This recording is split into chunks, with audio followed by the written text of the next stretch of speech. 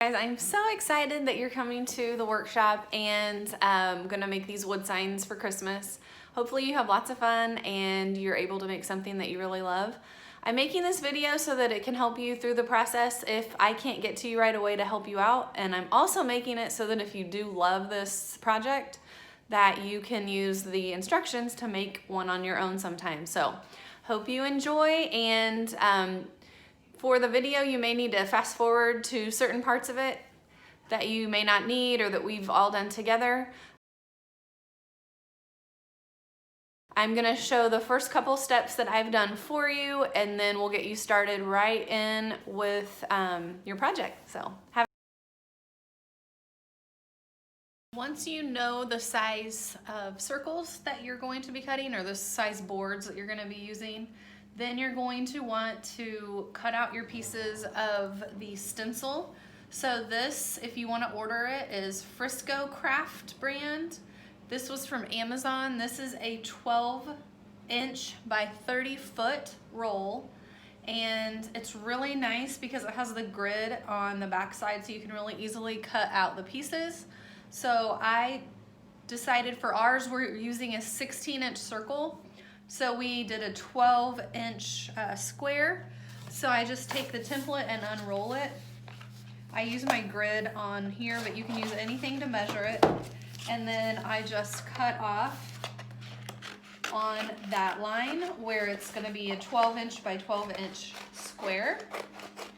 And then, so you'll just have that roll and cut as many off of that as you need to make however many projects that you're doing. And of course you could cut these in smaller lengths if you need, or longer if you happen to have the longer Cricut mat. But mine is a 12 by 12 inch mat. So you'll take your cover off of your Cricut mat, and then you go ahead and place your stencil with the blue side facing up, and you just stick it down right onto the mat and just push it to get out any air bubbles and make sure it's really nice and stuck to the board. I usually have 2 or 3 of these mats going at one time, so they each have a blue stencil ready to go into the Cricut. So if you've never used a Cricut before, you'll definitely want to do some tutorials and get some help with that. This is just gonna breeze over what I do. So I had purchased a bundle on Etsy that had like 6, I think, or 7 different Christmas designs, and they were all in that circular shape. They were actually meant to make circular ornaments. And so for the workshop, I just asked everybody which one they wanted, and I went in on my Cricut Design Studio and increased the size of it. So if you want to figure out how to do that, I could show you separately, or there's a million YouTube videos out there for it. But once I have the template ready, basically you get it on your Cricut screen, and you're gonna be cutting it. So I have a Merry Christmas Y'all on my screen, and I actually need to cut 2. So you can just enter in the amount that you want.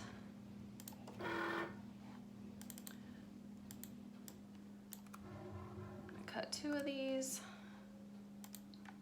I had already done all the sizing and entering the font earlier, and I do want to make sure that my machine is back on vinyl because that's what it's cutting through. And so on my machine, the arrow starts blinking. That tells me that it is ready. I hit the button that's blinking, and then now the Cricut button's gonna start blinking. I hit that, and then you just wait. It's gonna feed it into the machine and start cutting out our design. So this part of the process, it takes about a minute or 2 for each one of the stencils. So however many you have to do, just kind of allow a little bit of time for that. It'll feed it in there, it'll do all the work for you, you just have to sit and wait for it. So what I would be doing right now is getting my next template ready, my next blue stencil, stuck down to my green mat so that it's ready to go as soon as this one's done. So once it has done all the cutting, then you'll hit the arrow to remove it from the machine. And I'm just gonna close the front. Now that you pull the blue stencil off the mat, and then some people absolutely love this part of the job. It is weeding out the letters. Okay, so you go in with the weeding tool and just pick into the letter and peel it off. And you do just want to make sure that any letter that has a center to it, like the middle of the H, that little dot in the R, that those stay put. They stay with the stencil so that your letters look like they should in the end. Okay, so you pull away these letters.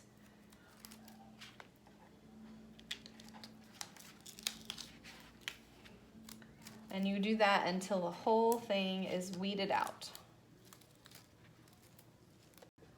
All right, so now we need our transfer tape for vinyl. I also got this on Amazon. It was a great deal. It's 12 inches by 50 feet, and it has been really easy and great to work with. And so same thing for this. I'm just gonna cut a piece of my transfer vinyl the same size as my blue stencil. Okay, so for this part, we're gonna grab the corner of the transfer. I'm peeling away this plastic grid and I'm getting rid of the white paper behind it. So how I do it is I just kind of flip that over. So now my white piece is going in the trash and the grid paper is sticky side facing up. So I have my sticky side up, and then I'm going to take my stencil and I'm gonna lay the stencil directly down. So the blue letters are going to touch the sticky transfer tape, and then I just smooth it out across there, smooth it all over, and the next time you use it will be when you are doing your project. So I have done this part up to this point for everyone, and then from here on you'll be doing all the steps on your own in the workshop.